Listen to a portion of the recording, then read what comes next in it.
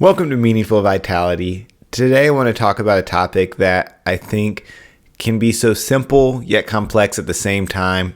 Something sometimes we overthink, but really just making this part of your life is really going to benefit our overall outlook as well as life satisfaction and our mental health. And that's just practicing self-care and why it's important for our better mental health.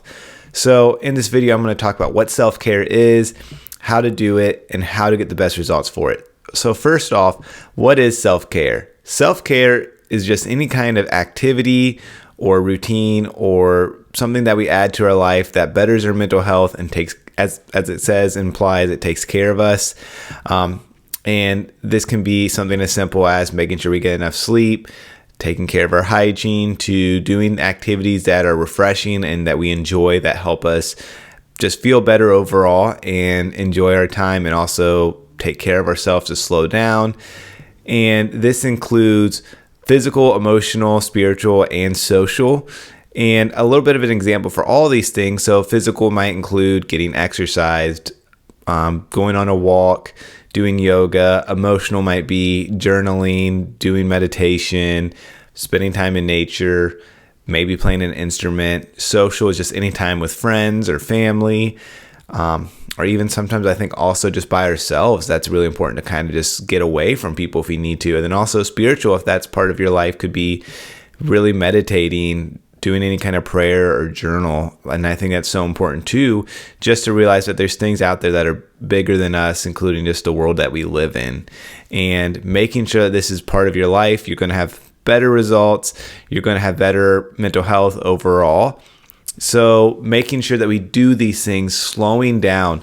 Some people are worried that it's selfish to take care of themselves, but really it can be so beneficial for the relationships we're in, for the jobs we have, and the ways we get to pour out into other people. If we don't do these things, we're going to get burnt out. For example, in my own life, if I'm not taking care of myself as a counselor, if I'm not setting boundaries, as I've talked about in my last video, go check that out if you haven't seen it, then I'm going to get burnt out, and it's not fair to my clients that I see that week. So I need to practice self-care in my life. For me, that's making sure I have a routine, such as going to the gym, starting my morning with some journaling, maybe a little bit of meditation, and in the evenings doing things that help me slow down so I can sleep better, so I can recharge and have my batteries fresh and ready to go the next day. And that's so important for anybody. And oftentimes we neglect these things because we're so busy, we don't have time to put these into our life. But those are the times we need it just as much as any. We need to practice self-care during the busy times and the slow times. We need to practice self-care when we need it. And we also need to practice self-care when maybe things are going really well. So if we're on the brink of burnout and stressed out, those are times to make sure we're practicing self-care, not to continue to go that way. But also when things are going well in our life, we need to continue to practice self-care to not go to a place of burnout or stress out either. So it's important during all times of our life. A term I also kind of coined is, I kind of said that there's two kinds of self-care. There's passive self-care and there's active self-care. Passive self-care are those things that maybe they don't take a whole lot of energy, but they don't really do too much for us either. That's things like watching Netflix, playing a video game. Like I said, not a whole lot of energy is invested. We can kind of be mindless during that. But then active self-care, they take more energy from us, but they usually recharge our batteries and make us feel better as a result of those things. That might be working out, playing an instrument, reading a book. We have to kind of have a little bit of our brain turned on during that time. However, after that, we usually feel better about ourselves and we feel recharged, as I said. And I think there are benefits to both as well as drawbacks. As I kind of said, active self-care takes a little bit more of energy from us.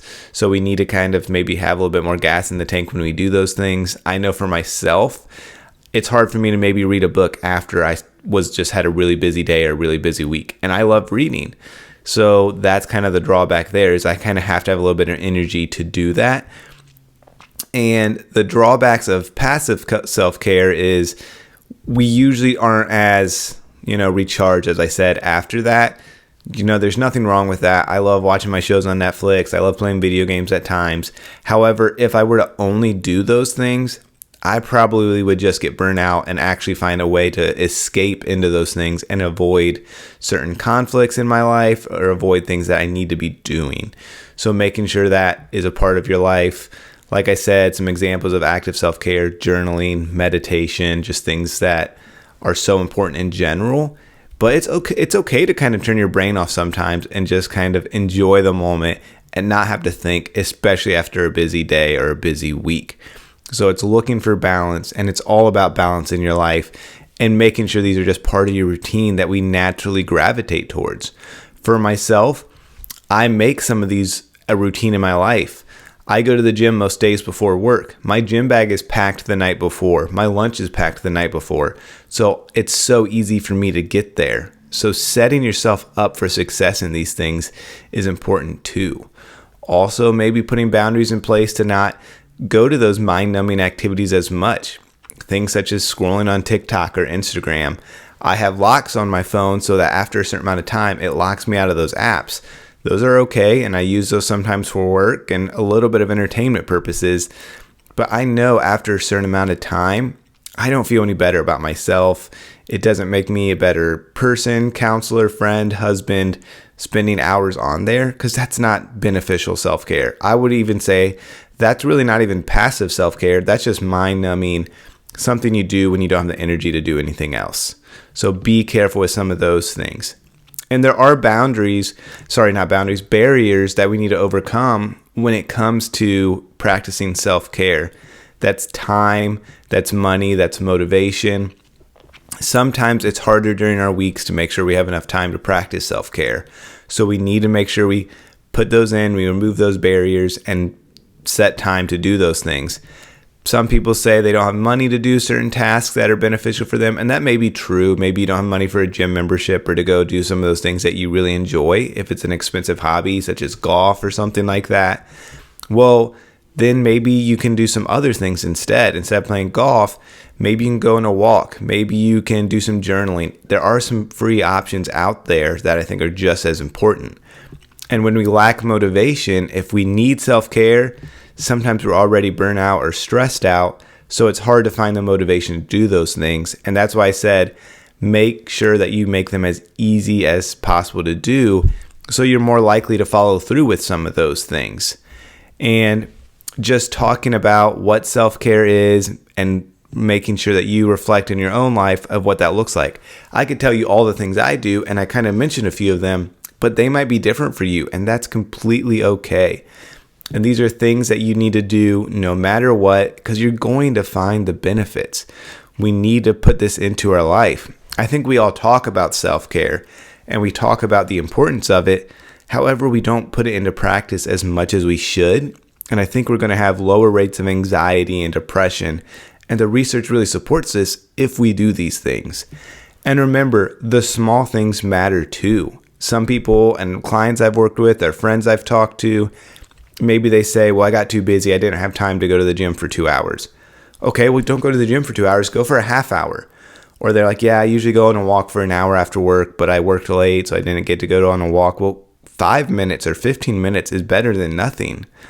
Oftentimes we have these big goals, these big expectations, which I love. That's awesome that you have those big goals. But we kind of tell ourselves, if I don't have time to do that, I'm just not going to do it. I'm just not going to go. But like I said, anything is better than nothing. Going on a walk is not as good maybe as going to the gym if that's something that you really do and you enjoy. But it's better than nothing. Just going on 5-10 minute walk to just reset, to slow down and refresh can be so beneficial. So apply some of these things to your life in the next week. Start thinking about what self-care looks like for you and what you want this to look like. It's going to be so beneficial for your overall mental health, for your relationships, and you're going to feel better as a result. So start thinking about ways to include passive self-care and active self-care, thinking about the mind, the body, the spirit, what you can do in those areas, as it's so important. So I hope you were able to learn a thing or two on self-care and what that looks like in your life, and I hope this helps you to live a healthy and meaningful life.